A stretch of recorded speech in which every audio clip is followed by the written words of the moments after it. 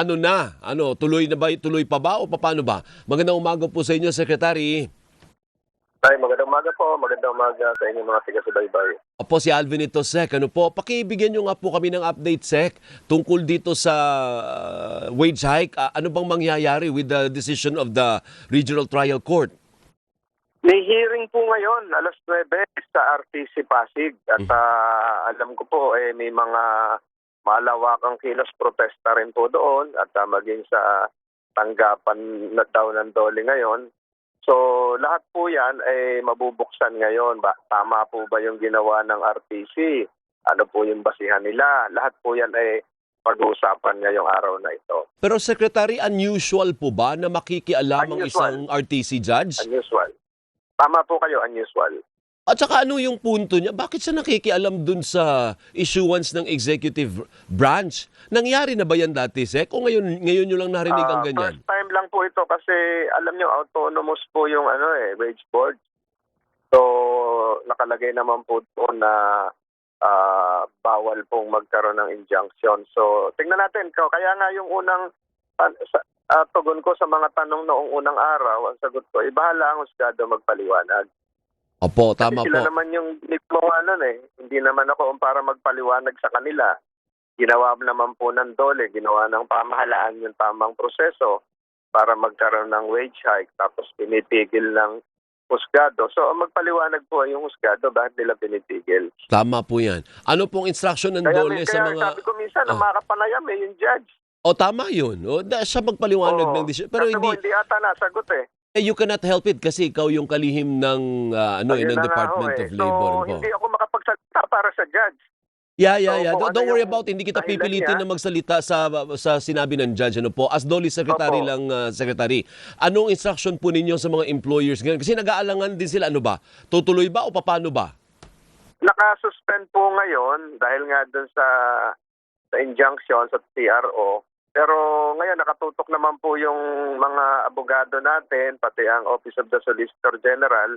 Siguro maya-maya nandun na sila, 6:59 pa lang. So para ipagtanggol po yung wage order number 27. Opo. Pero ano ang assurance na pwede natin ibigay sa mga manggagawa na siyempre natuwa na para bang niloloko mo. Ang assurance po natin ay patuloy po natin pinaglalaban ito sa ibang forum nga lang. At wag po silang mawalan ng kumpiyansa at manalig po tayo sa tibay ng batas at manalig po tayo sa social justice at sa salig ng batas ng Pilipinas. Opo. Secretary, ang inisyu ba ni Judge ay injunction ikamo?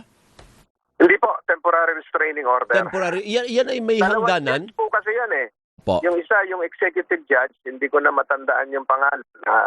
With all due respect, Achilles ang pangalan. Opo. Tapos yung pangalawa, yung branch 152, babae, Mary Joyce, yun yung nag-issue ng temporary restraining order. Opo. May hangganan ba yung TRO ng RTC, Secretary? Pag hindi po nila ginawang permanent, 20 days po yun. 20 days lang. Pero may Opo. option naman ang gobyerno na umakyat naman ngayon ng Court of Appeals or Supreme Court. Sana hindi na umabot sa ganon. Matagal po yun. O nga po So in the At meantime... sana yung nag-file, dalawang kumpanya, ay wag din nilang i-exhaust na yung ganong kahaba kasi kawawa naman yung mga manggagawa natin na umaasa rin. Mataas ang bilihin, maraming gastusin. Lahat po ito, pati yung mga, alam mo, nakatuon din yan sa productivity. Siyempre, pag hindi masaya ang manggagawa, hindi productive yon. So makakatulong din dapat sa mga lawyers nila. So ang payo ko ay maging mahinahon tayo, kalmado, may proseso naman. Ngayong araw nga ito magsisimula alas 9. Opo. Dalawang oras na lang. Opo. Sec, pa-explain lang din because you're a lawyer. Di ba kamo nag-issue ng TRO? Ano po yung ni-restrain niya? Napatupad na po yun bago pa nalabas yung TRO. Ganito po yon. Yung executive judge, yung executive judge, hindi ko po alam ito kasi 24, kasi yung implementation is 25.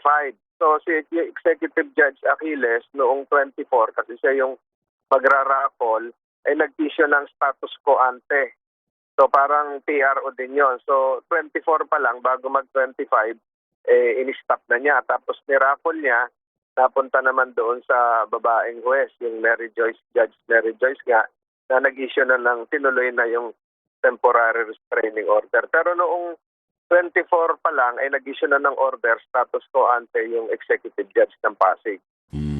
So inunahan na pala niya, no? Inunahan na bago mag-25. Walang kaabog-abog yon. Hindi namin alam yon. Oo, wala nakakaalam na may order na pala siya. Hindi nga lumabas sa news yan eh. Oo nga. Oo, pero parang may elemento ng yung parang, bakit ganun? Ba't hindi pinaalam? Sa tao nagsaya na nga nagbunyi na yung mga manggagawa eh.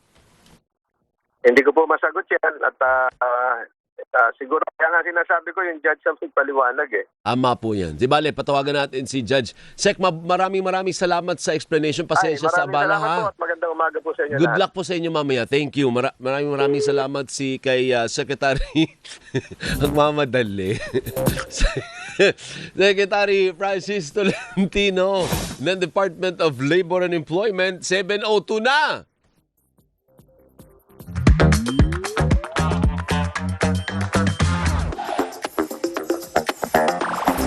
Radyo Patrol, balita alas 7 sa pagbabalik ng Gising Pilipinas!